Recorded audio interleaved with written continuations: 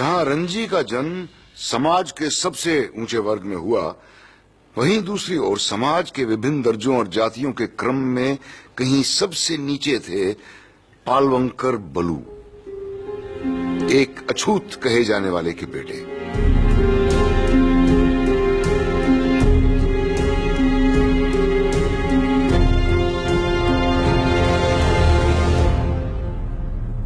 जब रणजी इंग्लैंड में अपने क्रिकेट का हुनर दिखा रहे थे, बलू पूना में मजदूरी कर रहे थे। पूना क्लब में वो एक माली थे। अंग्रेज अफसरों के लिए क्रिकेट पिच को रोल करते थे, नेट्स बिगाड़ते थे। उस वक्त भारत में सबसे बड़े इंग्लिश क्रिकेटर थे J.G. ग्रेग। एक दिन ग्रेग ने बलू को उन्हें बॉल डालने को कहा। बलू की स्पिन देखकर ग्रेग चकित रह गए। ग्रेग उस दिन के बाद प्रैक्टिस के लिए बाकी टीम से 1 घंटा पहले आने लगे और बलू की बॉलिंग पे प्रैक्टिस करते। बलू को 8 आने मिलते जब वो ग्रेग को आउट कर लेते थे। इस तरह से न केवल ग्रेग ने अपनी बैटिंग पक्की की, बल्कि बलू की बॉलिंग में भी पैनापन आया। बलू की बॉलिंग आखिरकार ग्रेग की टीम के बाकी सदस्यों से छुप नहीं पाई और एक उभरते सितारे के रूप में उनकी पहचान हुई। पूना के हिंदूज अब यूरोपियंस को चैलेंज करना चाहते थे।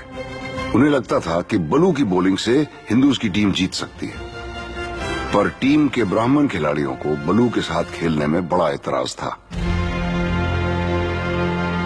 Baluji was from very humble background, obviously, and unfortunately in those days all Dalits pretty much had a humble background, but he was an extremely gifted player, bowler, a fairly decent batsman, but an outstanding bowler. People say that he may have been the best spinner the world had seen at that point.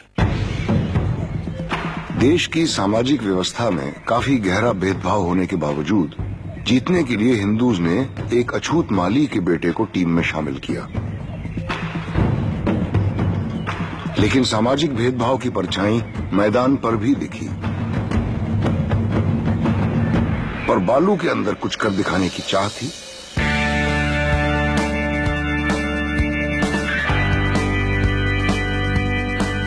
निडर निर्भीक होकर वो bowling करते और team की जीत में पूरा योगदान देते।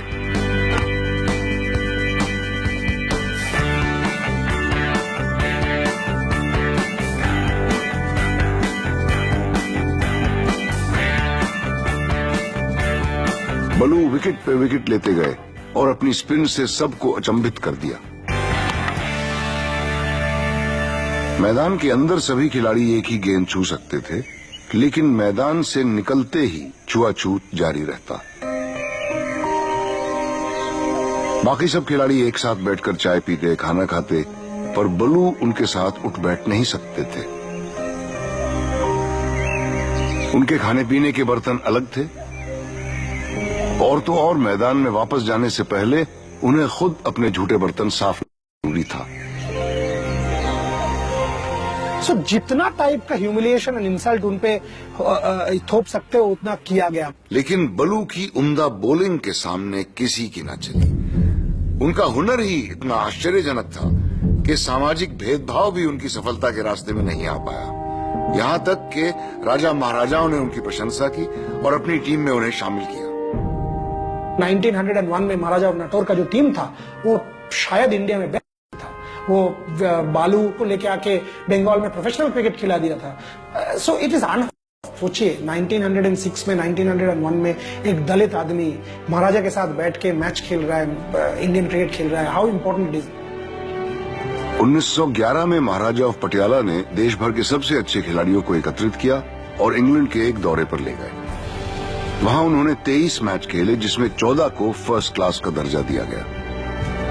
पालवंकर बलू इस टीम के मुख्य सदस्य थे और टीम के सबसे अच्छे बॉलर साबित हुए।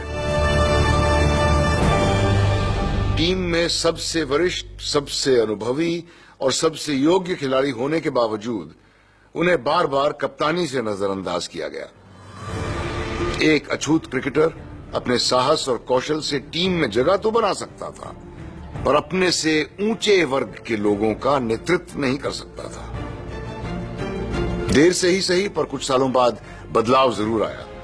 उनके 3 और भाई भी हिंदूज की टीम के लिए खेले और पालवंकर विट्ठल जो बलू के छोटे भाई थे, उनको आखिरकार द हिंदूज का नेतृत्व करने का मौका मिला। हिंदूज का कैप्टन 1920s में एक दलित आदमी बन रहा है। I think it is revolutionary. Gandhi ji के पहले ये सब हो रहा है। गांधी जी ने अनटचेबिलिटी के कॉज चैंपियन किए थे 1930s में, Harijan movement and all of that. उसके पहले क्रिकेट में आप कास्ट को चैलेंज कर रहे हो, कास्ट को ब्रेक डाउन कर रहे हो। Palwankar Vithal was carried on the shoulders of high caste, upper caste Hindus in 1921-22। How is that for social mobility? People from backgrounds without privilege were using their talents on the cricket field to assert their equality to people with privilege.